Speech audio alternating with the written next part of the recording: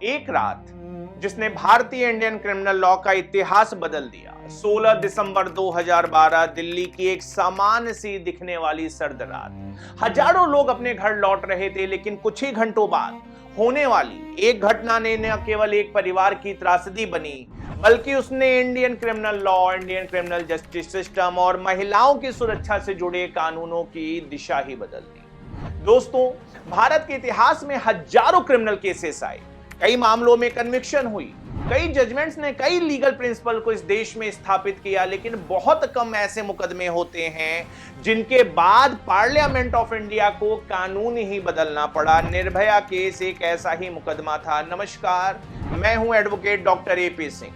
16 दिसंबर 2012 23 वर्षीय physiotherapy intern Jyoti Singh अपने मित्र अविंद प्रताप पांडे के साथ फिल्म लाइफ ऑफ पाई देखकर घर लौट रही।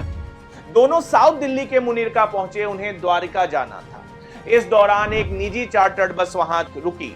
बस सामान्य यात्री बस जैसी ही दिखाई दे रही थी, दोनों उसमें बैठ गए, लेकिन उन्हें बिल्कुल भी अंदाजा नहीं था कि यह यात्रा भारत के सबसे खौफनाक, सबसे बड़े क्रिमिनल ट्रायल में बदलने वाली है। कुछ ही देर बाद बस का रास्ता बदल गया, दरवाजे बंद कर दिए गए। अविंद प्रताप पांडे ने इसका विरोध किया, उन पर हमला किया गया। इसके बाद निर्भया यानी ज्योति सिंह के साथ जघन्य तरीके से घिनौना अपराध बलात्कार किया गया। दोनों को गंभीर रूप से घायल अवस्था में महिपालपुर के निकट सड़क पर फेंक दिया गया। राहगीरों ने जब उन दोनों को देखा तो इसकी सूचना पुलिस को दी। दोनों को तुरंत दिल्ली पुलिस ने सफदरजंग हॉस्पिटल में भर्ती किया। बाद में उपचार के लिए उन्हें माउंट एलिजाबेथ हॉस्पिटल सिंगापुर के लिए भेजा गया। लेकिन विडंबनात्मक 29 दिसंबर 2012 की वो काली रात ज्योति सिंह को जब एयरलिफ्ट किया गया तो रास्ते में ही ज्योति सिंह ने अंतिम सांस ली।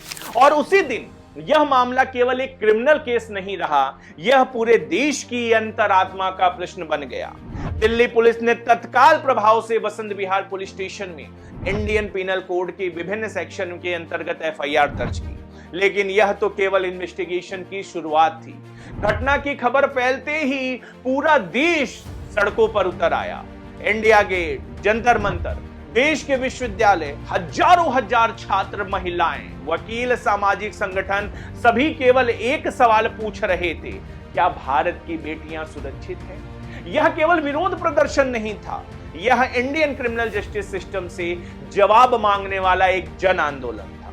देश भर में उठे अभूतपूर्व जन आक्रोश को देखते हुए 23 दिसंबर 2012 को तत्कालीन भारत सरकार ने जस्टिस JS वर्मा कमेटी का गठन किया।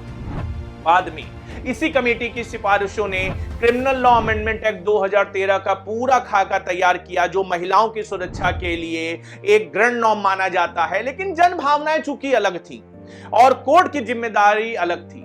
देश आंदोलित था, लगातार मीडिया इसकी कवरेज कर रहा था, सरकार पर बहुत ही ज्यादा दबाव था, लेकिन भारतीय न्यायपालिका के सामने केवल एक प्रश्न था, क्या अभियोजन इन आरोपों को लीगली एडमिसिबल एविडेंस के आधार पर बियॉन्ड रीजनेबल डाउट सिद्ध कर पाएगा, क्योंकि किसी ने कुछ नहीं देखा।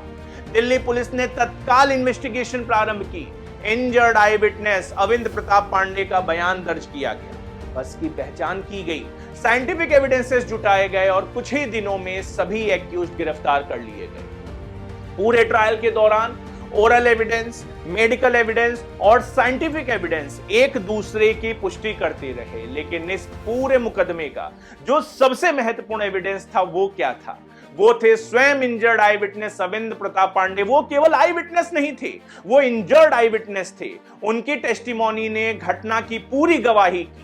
वे स्वयं उस अपराध के पीड़ित थे। उन्होंने कोर्ट के सामने पूरी घटना का क्रम बताया और यही कारण था कि चाहे ट्रायल कोर्ट हो, दिल्ली हाई कोर्ट हो और अंततः भारत की सर्वोच्च न्यायालय सुप्रीम कोर्ट ऑफ इंडिया, तीनों ने ही उनकी टेस्टिमोनी को विश्वसनीय माना और अत्यंत महत्वपूर्ण एविडेंस माना। इन्वेस्टिगेशन पूरी होने के बाद दिल्ली पुलिस ने सभी एक्यूज्ड के खिलाफ चार्जशीट दाखिल की। अब मामला पहुंचा दिल्ली की फास्ट ट्रैक अदालत में। इस कोर्ट की अध्यक्षता एडिशनल सेशन जज श्री योगेश खन्ना कर रहे थे। ट्रायल के दौरान प्रोसिक्यूशन ने इंजर्ड आई विटनेस की testimony, medical evidences, scientific evidences, DNA report, FSL report पर अपना पूरा केस आधारित किया।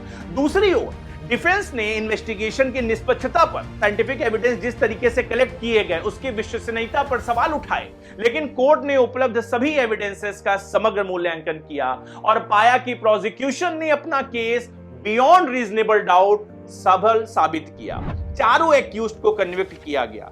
इसके बाद सेंटेंस पर सुनवाई हुई और फास्ट ट्रैक कोर्ट ने चारों ही कन्विक्ट्स को डेथ पेनाल्टी सुनाई। लेकिन यहीं से शुरू हुई इस मुकदमे की सबसे महत्वपूर्ण कानूनी यात्रा, क्योंकि सीआरपीसी के अनुसार डेथ पेनाल्टी का प्रत्येक जजमेंट हाई कोर्ट के द्वारा कंफर्म किया जाना आवश्यक होता है। अब मामला पहुंचा दिल्ली हाई कोर्ट। राज्य की ओर से सीनियर एडवोकेट सिद्धार्थ लूथरा उपस्थित हुई, जबकि डिफेंस की ओर से बहुत सारे अधिवक्ताओं ने पैरवी की, जिनमें बाद के चरणों में प्रमुख अधिवक्ता के रूप में एडवोकेट एपी सिंह सामने आए। मामले की सुनवाई जस्टिस रेवा खेत्रपाल, जस्टिस प्रतिभा रानी दूसरी कोर्ट की फॉर्मेलिटीज के साथ डिवीजन बेंच ने पूरी की।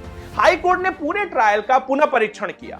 हाई कोर्ट इस निष्कर्ष पर पहुंचा कि प्रोसिक्यूशन ने आरोपों को बियॉन्ड रीजनेबल डाउट सिद्ध कर दिया, इसलिए कन्विक्शन भी बरकरार रही और डेथ पेनाल्टी भी बरकरार रही। देश झूम उठा, सभी को लगा न्याय हुआ, लेकिन यह मुकदमा अभी समाप्त होने वाला नहीं था।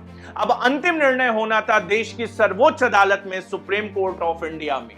मामले की सुनवाई 3 न्यायाधीशों की बेंच ने की, justice Deepak Mishra, justice R Bhanumati, justice Ashok Bhushan. Supreme court ने डिफेंस में कहा कि एक्यूज्ड की आयु कम है, वो अत्यंत गरीब परिवारों से आते हैं और उनका कोई महत्वपूर्ण क्रिमिनल हिस्ट्री नहीं है और उनके सुधार की प्रबल संभावना अभी भी मौजूद है, इसलिए डेथ पेनाल्टी के स्थान पर लाइफ इम्प्रिजनमेंट दिया जाए। लेकिन प्रोसिक्यूशन का तर्क बिल्कुल अलग था।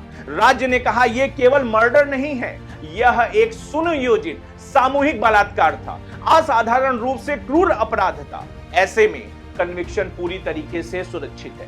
सभी पक्षों को सुनने के बाद माननीय सर्वोच्च न्यायालय ने कहा इस अपराध की प्रकृति, उसकी क्रूरता, पीड़िता पे हुए अमानवीय अत्याचार और समाज पर पड़े गहरे प्रभाव को देखते हुए यह मामला वास्तव में रेयरेस्ट ऑफ द रेयर की श्रेणी में आता है।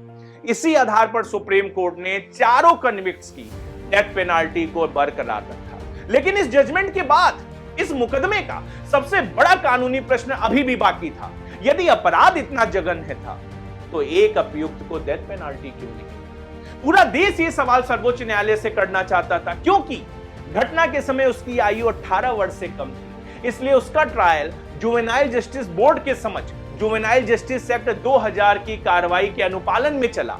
उस समय देश का कानून था कि इस तरीके के जो माइनर एक्यूज्ड हैं उन्हें अधिकतम 3 वर्ष तक स्पेशल होम में ही रखा जा सकता था। लेकिन यही निर्णय पूरे देश में एक नई कानूनी बहस को छेड़ता है और इसी बहस के बाद जुवेनाइल जस्टिस एक्ट 2015 लागू हुआ, जिसने 16 से 18 वर्ष के जो जुवेनाइल हैं, अगर वो हीनस ऑफेंस करते हैं तो उनका एडल्ट ट्रायल करने का रास्ता प्रशस्त किया। यानी निर्भया केस ने न केवल इंडियन क्रिमिनल लॉ बल्कि जुवेनाइल जस्टिस लॉ को भी पूरी तरीके से बदल दिया।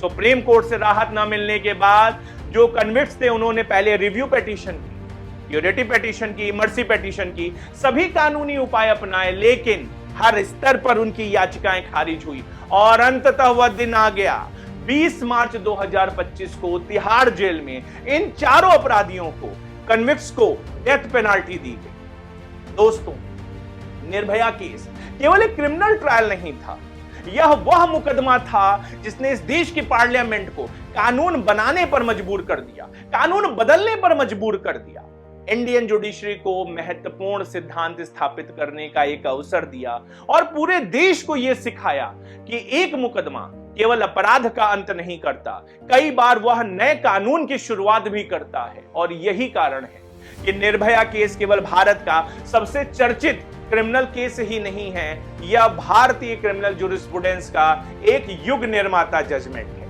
धन्यवाद।